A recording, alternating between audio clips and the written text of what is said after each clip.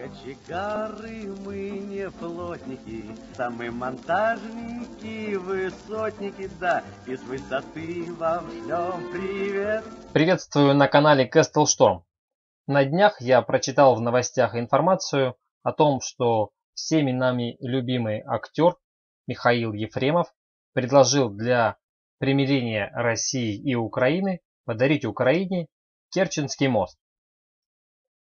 Для того, чтобы та брала плату за проезд по нему и чтобы таким образом компенсировать неудобства Украине, связанные с присоединением Крыма к России.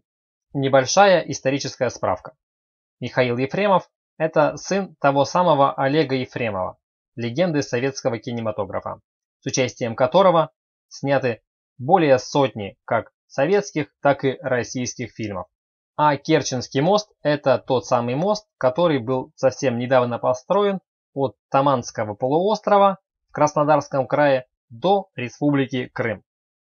Буквально через день после интервью на Ефремова обрушилась волна критики со стороны людей, кому данное предложение совсем не понравилось. Раздраженная общественность в основном сошлась во мнении, что виной заявления актера является его недуг – тяга к спиртным напиткам. Но я бы хотел поговорить не об этом. Понятно, что Михаил Ефремов не политик, и реальных последствий его заявление иметь не может. Почему же заявление актера с такой благородной фамилией вызвало весьма серьезный негативный резонанс?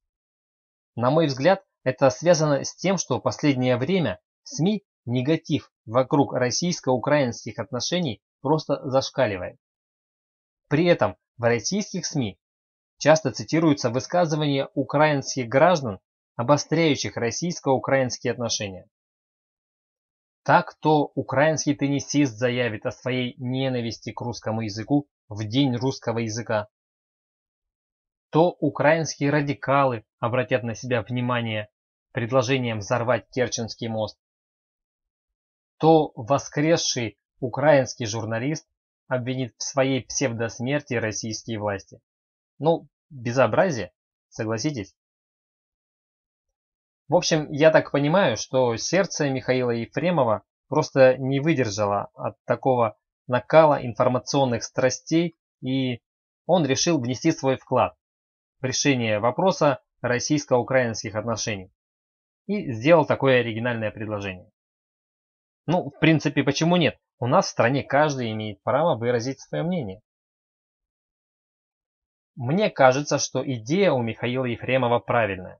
Уже давно пора прекратить эти взаимные бессмысленные обвинения между странами и начать отношения между великими народами с чистого листа. Друзья, я думаю, что настало время провести что-то вроде общественного мозгового штурма на тему «Как примирить Россию и Украину». Возможно, что ответ действительно уже лежит на поверхности, а осталось только его увидеть и правильно сформулировать. Со своей стороны и с подачи Михаила Ефремова я предлагаю ситуацию немного разрядить. Уж больно много серьезных вещей в последнее время сказано на эту тему. Давайте посмотрим на нее с юмором. Итак, что для примирения России и Украины Россия может дать Украине? Во-первых, конечно же мост. Например, в какой-нибудь праздничный день. А что? И дорого, и со вкусом. Во-вторых, Россия может дать Украине самого Ефремова, ну если, конечно, тот захочет. В-третьих, Россия может дать Украине газу, ну точнее, дать газ. В-четвертых, дать Украине слово, что больше не присоединит к своей территории ни одного региона Украины. В-пятых, Россия может дать Украине Крым. В-шестых, Россия может дать Украине равноценную по площади территорию Российской Федерации, ну где-нибудь там на Дальнем Востоке или какую-нибудь еще неосвоенную территорию. И наконец, друзья, Россия может дать Украине в бубен. А что, тоже оригинальная идея.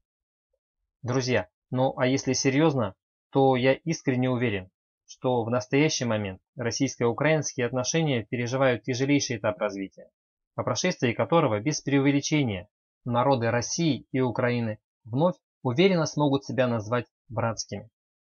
Делитесь в комментариях своими предложениями о том, что Россия может дать Украине. Спасибо всем за внимание и пока.